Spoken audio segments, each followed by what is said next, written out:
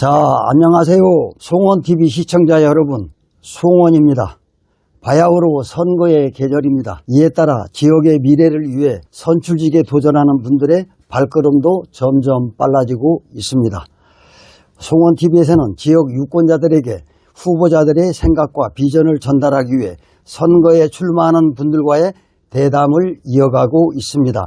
구독, 좋아요, 알람까지 부탁해요. 오늘은 군수 출마를 준비하고 계신 신순봉 출마 예정자 모시고 이야기 나눠보도록 하겠습니다. 참 신순봉 후보의 잦은 출연에 대해서 말씀을 드리면 신순봉 후보는 선거와 관계없이 저희 송원TV의 고정 출연 패널이었던 관계로 많이 노출이 된 것은 사실입니다. 지난번에 마지막으로 출연할 때는 민주당을 대표해서 6.3 지방선거에 대한 전망에 대해서 대담을 가졌었습니다. 이 점 오해 없으시기 바랍니다. 자, 후보님 안녕하세요. 네, 안녕하세요. 네, 반갑습니다. 반갑습니다. 네. 자, 그야말로 선거의 계절인데 많이 바쁘시죠? 네. 네. 인사부터 하시죠. 네, 송원TV 시청자 여러분, 안녕하세요. 저는 이번에 양평군수 출마를 앞두고 열심히 활동하고 있습니다. 또 이렇게 영상을 통해서 우리 시청자분들과 다시 만나게 돼서 반갑고요. 많은 성원과 지지 부탁드립니다. 감사합니다. 네. 참 요즘에 많이 바쁘실 터인데 요즘에 하루 일과에 대해서 잠깐 소개하면 어떻습니까? 이제 활동이 몇 가지로 나눌 수 있을 것 같아요. 이게 예를 들어서 우리 단체나 이런 데 가서 이제 인사드리는 거, 또 당원들을 만나서 당원 경선에 대비하는 거, 그 다음에 이제 또 이제 선거 사무와 관련된 준비 작업들, 뭐 이를테면 뭐 현수막 제작, 명함 제작, 후보 등록, 서류 준비, 이런 것들이 동시적으로 한 세 가지, 큰 틀로 세 가지의 활동이 있습니다. 예, 그거 준비하면서 시간이 아주 바쁘게, 또 하여튼 당원들 만나고 또 당원이 아닌 일반 우리 유권자분들도 사적으로 인연이 있는 분들 만나고 뭐 그러다 보면 하루가 정신없이 가고 있습니다. 그렇군요. 아침에는 참고로 몇 시에 일어나십니까? 아침 일찍 행사가 있는 날은 뭐 6시에 일어나는 경우도 있고 보통은 제가 7시 정도에 일어납니다. 그래서 보통 어디 이제 뭐 관광을 가신다거나 무슨 연수를 간다거나 이럴 경우에는 8시, 9시 출발이 많아요. 그래서 그 시간에 맞춰 가서 인사를 드리고 또 버스에 올라서 인사를 드리고 아침 시작은 대부분 그렇게 합니다. 그 다음에 이제 그런 행사 출발이나 어떤 행사 시작 이런 게 끝나고 나면 점심을 전후해서는 이제 뭐 제가 사적인 약속들 그런 일을 하고 또 오후 한 2-3시에는 서류 관련 작업들을 하고 또 저녁 때는 또 사람들 만나고 또 오후 늦게까지도 행사가 많은 날도 있습니다. 네. 그런 날은 또 행사에 또 오후까지도 종일 행사에 다니는 그런 경우도 있고요. 밤에는 주로 몇 시 정도에 마무리가 됩니까? 좀 저녁 늦게까지 약속이 있는 날은 9시, 10시쯤에 이제 집에 들어가고요. 또 어떤 날은 뭐 제가 좀 일찍 들어가서 6시쯤 저녁 집에 들어가서 저녁을 먹고 또 서류 준비, 또 뭐 SNS 확인, 뭐 그러면서 저녁 시간을 보내는 경우가 많습니다. 네. 참 이번에 양평 군수에 도전을 하셨는데 강력한 출마 동기가 있을 것 같아요. 네, 물론 이제 제가 뭐 하루아침에 군수 출마를 하겠다 이런 결정을 내린 건 아니고요. 그동안에 오랜 시간 정치 활동을 하면서 어떻게 해야 이제 우리 국민의 삶에 도움이 되는 정치를 할 수 있을까. 이제 그런 고민을 항상 해왔죠. 근데 뭐 군수라는 역할이, 군수가 하는 역할이 국민의 생활과 밀접한 관련이 있는 그런 행정적 결정을 하는 자리이기 때문에 결정과 집행을 하는 자리죠. 그래서 제가 처음에 정치를 시작했던 저의 뜻과 어떤 저의 의지, 희망 이제 이런 것들과 맞는 그런 게 이제 군수 선거다 이런 생각이 들어서 제가 오랜 시간 정치해 왔던 결론으로 군수 출마를 결정하게 됐습니다. 네, 그렇군요. 그렇다고 보면은 선출직의 가장 중요한 덕목이랄까? 가치는 어떤 게 있겠습니까? 글쎄요, 제가 볼 때 선출직 그 중에서도 이제 이 행정을 책임지는 군수라든지 자치단체장의 경우는 뭐 군의원, 도의원도 마찬가지겠지만 그 정확한 판단력, 저는 이 정확한 판단력이 중요하다고 생각이 됩니다. 이를테면 우리 서울 양평 고속도로가 혼란이 오고 내부에 어떤 갈등들이 오면서 지체가 되고 기회를 늦추거나 이렇게 기회가 지금 늦춰지거나 아니면 이제 무산될 위기에 처한 그런 상황까지 왔는데 국민을 위한 아주 좋은 계획들이 당사자들의 정확한 판단력이 없이 부안해동하거나 편을 지어서 싸우거나 이런 갈등 때문에 기회를 놓친다면 얼마나 큰 손실이겠습니까? 그래서 저는 무엇보다 리더의 책임은 정확한 판단을 할 수 있는 능력, 그 다음에 일을 풀어낼 수 있는, 문제를 풀어내는 과제를 수행하는 능력, 그 두 가지가 제일 필요하다 이렇게 생각이 들어요. 그래서 어쨌든 어떤 한 사안을 접할 때 또 군에 어떤 많은 문제들이 발생하죠. 그 문제들이 발생했을 때 즉각적으로 정확한 판단을 가지고 정확하게 문제를 풀어내는 능력, 그것이 행정 책임자로서 군수에게 가장 필요한 덕목이 아닐까. 저는 그래서 우리 평생 동안 뭐 우리가 어릴 때부터 공부를 하고 또 많은 분들과 대화를 하고 또 어떤 정치적 상황이나 어떤 문제들, 과제들을 공부하고 연구하는 능력, 그걸 바탕으로 우리는 정확한 판단을 할 수 있다. 나는 그런 생각이 듭니다. 예를 들어서 우리 지금 서울 양평 고속도로 문제도 지금 이제 문제가 지금 무산 상태로 있죠. 백지화 상태로. 이것을 어떻게 빨리 신속하게 재개할 수 있도록 문제를 풀어낼 것이냐. 그게 어떠한 방법으로 어떤 식으로 문제를 해결할 것이냐. 이게 다 정확한 판단과 일을 수행하는 해결력, 추진력 그런 데 달려있다고 생각이 듭니다. 네. 정치에 입문하신 지가 꽤 되죠. 네. 그렇다고 보면은 이렇게 정치에 입문하셔가지고 나름대로 나는 어떤 정치인을 롤 모델로 아니면 혹은 본받아야겠다 아니면 존경하는 좋아하는 정치인이 있다면 네. 말씀해 주세요. 저는 사실 뭐 특정한 어떤 한 사람의 정치인을 꼽기보다 평소에 제 생각이 저는 세상의 변화와 발전을 위해서 노력하는 모든 리더들, 모든 책임자들, 앞서서 이끌어가는 선구자들, 그 사람들을 존경합니다. 그리고 그러한 삶을 살려고 노력해 왔고요. 저도 20살 젊은 시절 이후에 계속 제가 어떤 사회에 유익한 사람이 되기 위해서 또 제가 공부하고 배우는 것들이 사회의 발전과 진보에 도움이 되기를 바라는 의미에서 꾸준히 공부하고 또 실천해 왔습니다. 물론 이제 우리 양평으로 얘기한다면 3.1운동 때 그 전에 이제 의병 항쟁 때라든지 또 해방 전후에 굵직한 정치인들, 리더들이 나왔죠. 독립운동의 리더도 있었고 의병 항쟁의 리더도 있었고 또 몽양 여운형 선생 같이 훌륭한 또 정치인이자 독립운동가였던 그런 분들의 삶이 저의 롤 모델이죠. 물론 이제 우리 현대 정치에서 또 김대중 전 대통령이라든지 노무현 전 대통령 그런 분들의 삶과 노력 또 우리 사회의 민주주의를 앞당기기 위한 노력 그런 것들은 제가 본받고 배우는 항상 마음속에서 존경하는 마음을 갖고 그분들의 삶을 배우려고 노력하고 있습니다. 뭐 세계적으로는 뭐 우리 또 세계에도 많은 지도자들이 있지만 정치인들도 많고 때로는 정치인들이 큰 오판과 전쟁을 일으키는 주범이 될 수도 있고 뭐 우리가 예를 들어서 히틀러 파시즘을 이끌어냈던 히틀러라든지 지금 뭐 거의 뭐 광적인 그 세계 지배를 하려고 하는 트럼프라든지 이런 사람들은 바람직하지 않은 모델이라고 생각됩니다. 그래서 예를 들어서 남아공인 넬슨 만델라처럼 그 흑인에 대한 억압, 인종차별 정책 속에서도 흑인의 인권 신장을 위해서 평생을 투쟁하고 장기간의 감옥 생활도 마다하지 않고 또 막상 집권했을 때 화해와 또 통합을 위해서 노력한 아주 훌륭한 정치 지도자들이 있는데요. 저는 그분들의 행보 또 그분들의 삶을 존경합니다. 그리고 네. 저도 이제 그러한 삶을 살기 위해서 노력하고 있습니다. 네. 이 자리에 자리에서 항상 제가 빼놓지 않고 던지는 공통적인 질문인데 네. 좀 어찌 보면 안타까운 일이긴 하죠. 벌써 해가 바뀌어서 이제 시간이 좀 지났는데 지난해 11월이죠. 특검 조사를 받다가 사망한 공무원 사건이 있지 않습니까?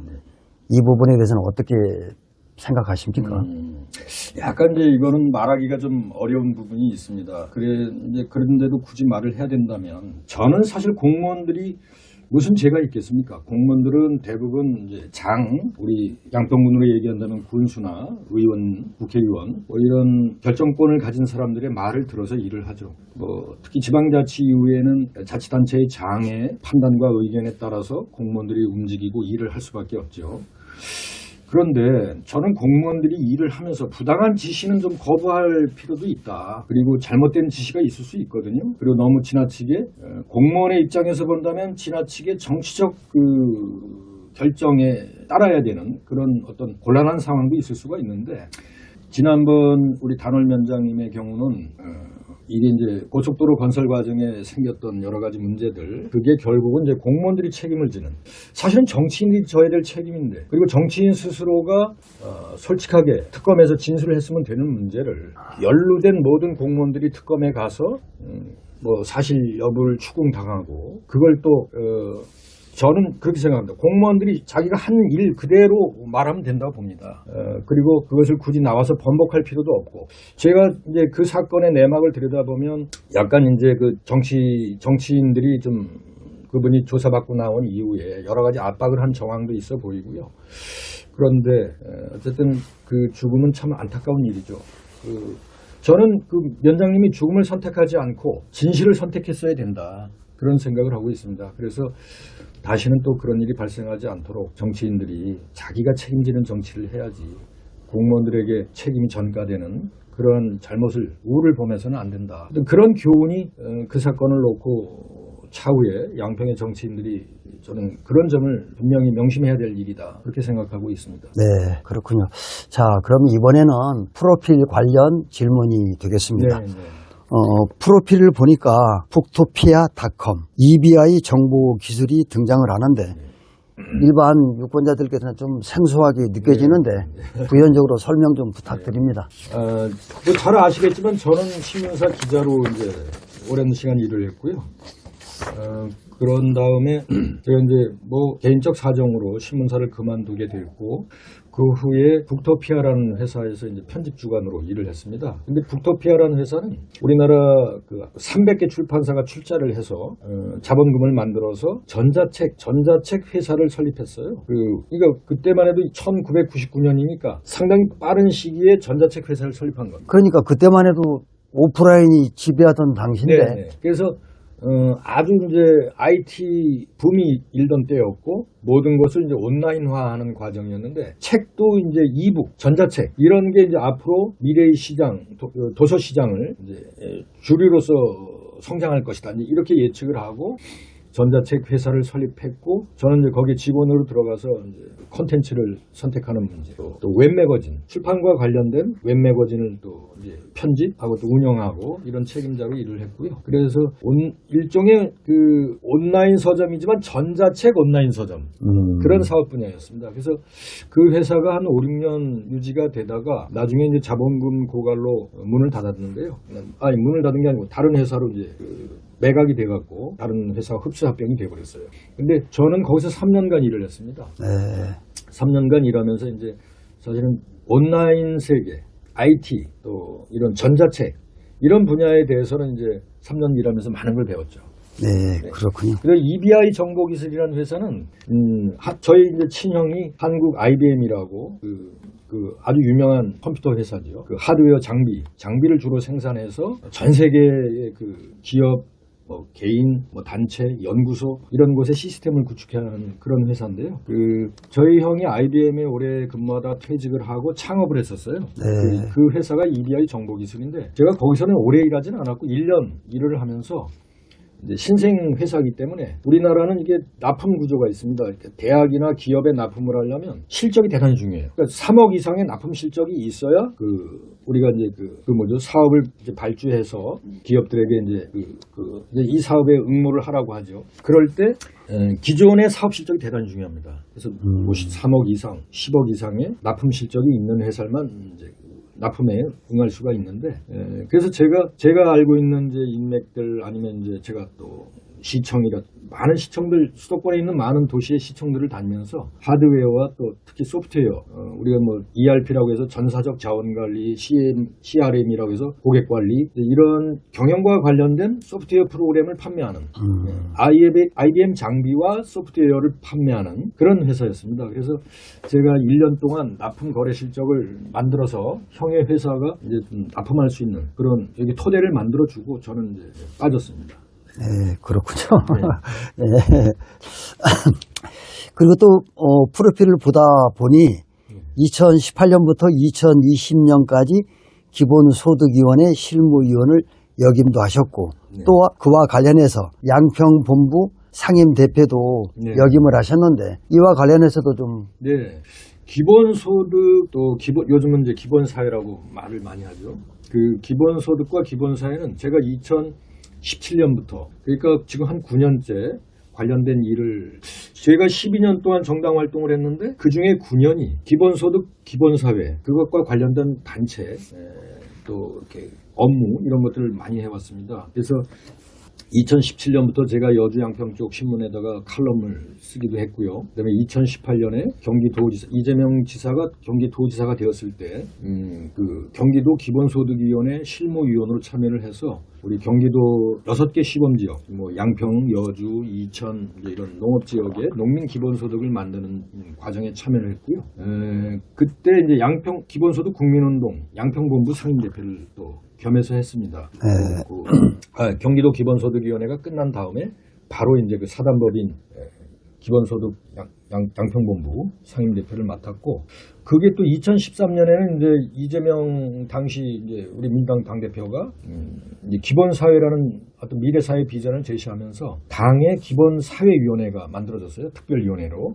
그래서 경기도 기본사회위원회 제가 부위원장으로 참여를 해서 또 우리 양평지역 유권자들 또 군민들의 의견을 대변해서 이제 어떠한 우리가 기본사회 제도와 정책이 만들어졌으면 좋겠다. 그런 것들도 이제 제가 건의를 하게 됐습니다. 또 프로필을 보다 보니 아산시에서도 기본사회 정책 자문위원을 역임하셨는데 조금 전에 중복된 질문인지는 모르겠습니다만은 양평이 아니고 아산에서 이런 정책 자문위원을 역임을 하셨는데 네. 거기에 대해서도 지금 이제 벌써 일찍 시작된 지자체들 같은 경우 전남 지역이라든지 충남 지역은 농민 기본소득을 실시하는 시군들이 많습니다. 그리고 2022년 지방선거 때 당선된 시장 단체장님들이 지금 민주당 시장 군수들이죠. 그분들이 2022년 이후에 본인이 시장이 돼서 농민 기본소득, 농촌 기본소득, 농어촌 기본소득, 명칭은 조금 다를 수가 있는데요.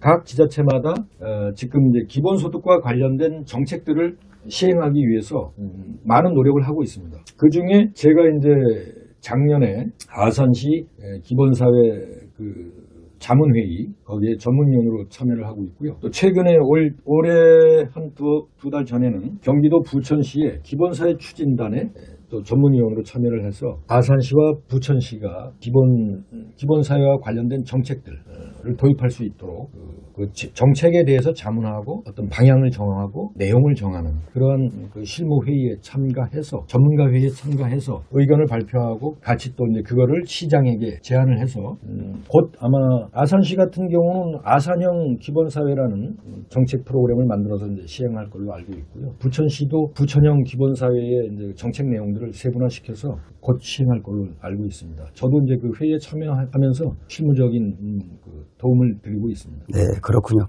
우리가 이제 어떤 개인의 삶을 알아치면은 어떻게 살아왔는가 그 이력이 참 중요하다라고 봅니다. 왜 송원TV에서 이런 프로필을 토대로 어떻게 이 후보가 걸어온 길이 어떤가를 알게 되면 앞으로 미래적으로 좀 예측 가능한 거를 상상할 수 있지 않나 해서 이런 프로필을 토대로 살아온 길을 이렇게 더듬어 보고 있는 그런 시간이 됩니다. 자, 이번에는 어찌 보면 개인적인 특화된 그런 질문이 되겠습니다. 요즘에 선거일 때문에 많이 바쁘시겠지만은 평상시에는 취미가 어떻게 됩니까? 네. 저는 뭐 사실 특별한 취미, 저는 이게 책 읽는 게 가장 즐거운 사람이고요. 그래서 아주 어릴 때부터 제가 그 일화를 소개한다면 아기 쪽에 우리 어머니 말씀이지만 울다가도 책을 주면 안 울었던 사람입니다. 그래서 그 우리 사촌 형의 책이 당시 우리 형하고 우리 사촌 형이 초등학교 학생이었는데 우리 이제 사촌 형이 저희 한 집에 살았어요. 그 형이 교과서 이제 형의 그 책을 주면 제가 뭐 그때는 이제 뭐 갓난 어린 아이였는데도 그 책을 이렇게 책장을 넘기면서 물론 책을 많이 찢었다고 하더라고요. 그래서 형의 책이 겉장과 뒷장이 없는 예, 아주 많은 책이 망가졌다라는 말씀을 이제 우리 어머니가 하시는데요. 어쨌든 저는 지금 이 선거운동 와중에도 제가 지금 기본소득과 관련된 기본사회와 관련된 책들을 계속 읽고 있습니다. 저녁 9시, 10시에도 책을 읽고요. 책을 읽다가 이제 뭐 12시나 1시쯤 되면 책을 덮고 잠을 잡니다. 그러니까 저는 독서라는 게 평생 동안에 가장 오랜 시간을 투자한 취미이자 저의 어떤 지식과 그 정보의 보고가 독서였다는 생각을 합니다. 그리고 젊을 때는 뭐 등산도 다니고 음악도 많이 듣고 이랬지만 지금은 뭐 등산이나 음악 이런 거는 좀 멀고요. 또 정치 활동을 하면서는 제가 이제 시도 쓰고 뭐 개인적으로는 문학 활동도 좀 다른 직업을 갖고 있을 때는 활발히 했는데 정치를 하면서부터는 좀 문학하고는 좀 거리가 멀어진 상태입니다. 그래서 그거는 제가 이제 정치를 끝내고 은퇴를 하고 나중에 나이가 들면 제가 다시 시를 써서 또 제가 시인 데뷔를 한 사람입니다. 아, 그래요? 네, 아직 시집은 못 냈지만 네. 이번에 이제 제가 산문집을 하나 냈지만 다음에는 꼭 시집을 내야 되겠다라는 그런 계획을 갖고 있습니다. 네. 이게 사람마다 이제 또 보면은 장점도 있고 단점도 있고 이제 다 그렇잖아요. 네. 근데 우리 후보님은 본인의 강점은 어떤 거라고 생각이 되시는지. 네. 아, 이건 뭐 본인이 자기가 좀 자랑을 하기가 좀 쑥스럽기는 좀 하지만은 저는 제가 이제 아까도 말씀드렸지만 많은 양의 독서가 우리가 소위 이제 그런 얘기를 많이 하죠. 동서양의 고전들. 저는 동서양의 고전을 많이 읽으려고 노력해 왔어요. 그래서 최근 15년 동안은 거의 동양 고전에 이제 그 깊은 세계에 빠져서 공부를 꾸준히 해왔는데요. 중요한 거는 우리가 종합적으로 판단하는 능력이라고 생각이 들어요. 제가 세상을 살면서 어떤 치우치지 않는다는 게 어떤 기계적인 중립을 의미하는 건 아니고 제가 올바른 길로 보다 발전하고 진보하는 길로 나아가되 치우치지 않고 그러니까 지나치지 않고 우리가 이제 과유불급이란 말도 많이 하잖아요. 지나친 건 부족함만 못하다라는 말도 있는데요. 사실 우리 한국 사회의 엘리트들이 제가 볼 때는 부정부패 집단이 엘리트이기도 하고 또 한국 사회를 발전시켜온 주역들이기도 하고 그런데 뭔가 저는 지나친 부분들이 있다고 생각해요. 지나친 부분이 있거나 아주 부족한 부분이 있거나 그런 데서 편벽되지 않으려고 하는 노력. 저는 그게 제가 세상을 살면서 가장 지혜롭게 살아온 어떤 길이 아니었나. 지금도 저는 인간관계에 있어서 어떤 그 사람들과 불화가 많지는 않습니다. 많은 사람들과 이렇게 교류하고 교감하면서 함께 가는 길을 모색하고 가고 있는데요. 아마 그게 제가 가진 최대의 장점이 아닐까.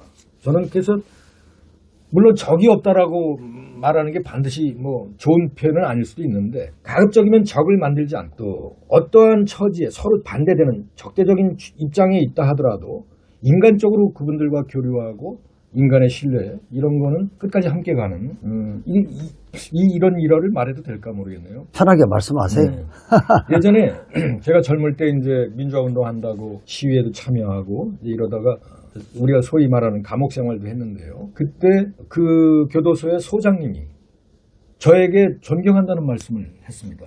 그래요? 제가 감옥 생활을 하면서 교도소 소장님에게 존경의 찬사를 드는 사람입니다. 물론 제가 뭐 교도소 소장님에게 뭐 아부하거나 이랬다는 것도 없고요. 소장님하고 제가 뭐 사적으로 알고 지내는 사람도 아니었지만 제가 감옥 생활하는 모습을 교도관들이 매일같이 보고서를 작성해서 올리겠죠.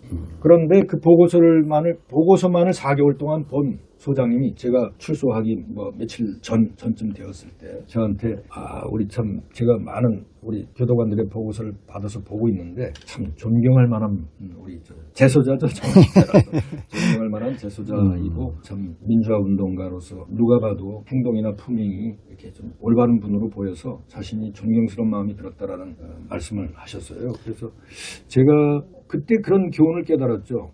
이게 어떤 내가 특정한 일을 한다고 해서 그걸 뭐 의시되거나 뭐 그걸로 너무 오버페이스를 한다거나 이러지 않아야 된다. 사람은 어떤 일을 하든 묵묵하게 자기에게 주어진 일을 소리 없이 조용히 해내는 능력이 중요하다고 봅니다. 분쟁을 만들어내고 싸움을 만들어내서 조용히 저는 행정도 마찬가지라고 생각이 들어요. 우리가 국민이 편안한 가운데 일이 추진되어야지. 아무도 모르게 일이 추진이 되어서 좋은 제도가 만들어지면 국민이 혜택을 누리면 되는 거거든요. 이게 갈등과 싸움 속에서 뭐 한 가지 조그마한 일을 하면서 온갖 분탕질을 하고 일이 크지게 만들고 갈등을 만들어내고 이거는 일을 풀어가는 최선의 방법이 아니라고 생각이 듭니다. 네. 저는 그런 행정도 조용한 행정, 시민을 편안하게 만들어주는 행정, 군수가 일을 해도 누가 일을 하는지 안 하는지 모르게 조용히 모든 일이 이루어지는 그런 조용한 행정이 우리 편안한 시민의 삶을 만들어낼 수 있다. 저는 뭐 그런 생각을 소신을 갖고 있습니다. 네. 그러고 보니까 시간이 꽤 흘렀네요. 한 30분 정도 흘렀는데 좀 간단하게 부탁드리겠습니다. 얼마 전 출판 기념회를 개최를 하셨잖아요. 출판 기념회 소식하고 거인의 어깨 위에서라는 책 제목 간략하게 아주 잠깐 부탁드립니다. 네, 거인의 어깨 위에서라는 책을 제가 얼마 전에 출판 기념회를 했습니다. 그 글은 이제 거기에 실린 글들은 12년 동안 제가 정치 활동을 하면서 또 그 전에 정치 활동 이전에 이제 제가 이제 독서에 관한 이야기라든지 이런 거는 이제 제가 한 15년 전쯤에 썼던 글들이고요. 또 정치 활동을 시작한 이후에 우리 양평에서 양평 시민의 소리에 당시 7회에 걸쳐서 연재한 양평 시민의 소리에 을을 위하여라는 그 칼럼을 7회에 걸쳐서 연재한 적이 있어요. 또 그 칼럼의 내용들, 그다음에 또 여주신문에 그것도 한 8회인가 9회에 걸쳐서 시사적인 문제들, 또 우리 시민운동이라든지 한국 사회의 어떤 미래와 관련된 칼럼들 이런 것들을 발표한 것들도 모았고요. 좀 다 담지 못한 제가 시도 많이 썼는데 그런 건 못 담았는데 이제 어쨌든 이제 그 다음에 시집을 내는데 담기로 마음을 먹었고요. 또 정치에 또 우리 양평군의 행정 이런 것들도 제가 진행되고 있는 내용들을 보면서 바른 이 문제를 어떻게 풀 것인가, 이 문제가 왜 지체되고 있는가, 이런 현안에 대한 분석과 대안을 모색하는 그런 글들을 많이 썼습니다. 그걸 다 모아서 이번에 책을 냈고요. 거인의 어깨 위에서라는 뜻은 그게 이제 우리 뉴턴 잘 아시죠? 만유인력의 법칙을 발견한 뉴턴이 대단한 독서가였는데 그분이 자기 같은 로버트 훅이라는 같은 물리학자에게 보낸 편지에서 내가 세상을 멀리 내다볼 수 있게 된 것은 거인의 어깨 위에 올라탄 덕분이다. 이런 말을 했어요. 편지의 그 구절 속에. 그거는 많은 독서가 자신이 물리학을 연구하는데 어떤 방향과 이런 앞을 내다보는, 미래를 내다보는 안목을 주었다라는 그런 의미로 해석이 되거든요. 그래서 저도 동양고전, 최근에 제가 15년 동안 공부해온 동양고전의 세계에서 우리 한국의 미래를 또 우리 인간의 삶의 미래를 찾아보고자 하는 그런 노력을 했습니다. 그래서 거인의 어깨 위에서라고 제목을 붙였습니다. 네. 자, 이제 그러면 마지막 단계로 우리 양평 군민 유권자들한테 한 말씀 하시죠. 네. 오늘은 뭐 이제 사적인 이야기들도 하고 그랬는데 좀 더 재미있게 웃으면서 말해야 되는데 지금 좀 긴장된 분위기에서 말씀을 드린 것 같습니다. 그리고 이제 제가 군수 후보로서 내놓을 공약이라든지 이제 이런 것은 다음 기회에 제가 좀 더 많은 준비를 해서 사실 지금 준비는 다 돼 있는데요. 그것을 이제 다음 기회에 국민들에게 말씀을 드리고 어떻게 문제를 풀어갈지 우리 양평군을 어떠한 삶이 가능한 그런 시군으로 만들어갈지 저의 정책 비전을 제시하도록 하겠습니다. 네, 오늘은 뭐 재밌게 잘 들으셨길 바라고요. 좀 부족한 점이 있더라도 양해 부탁드립니다. 네, 말씀 잘 들었습니다. 자, 오늘은 신순봉 군수 출마 예정자와 함께 후보를 알아보기 위한 이런저런 얘기 나눠봤습니다. 다음 시간에는 후보자의 정책과 공약 중심의 두 번째 대담을 통해 보다 구체적인 비전을 들어보도록 하겠습니다. 지금까지 송원TV 송원이었습니다. 시청해 주셔서 감사합니다. 자, 바쁘신데 감사합니다. 시간 내줘서 고맙고요. 네. 네, 감사합니다.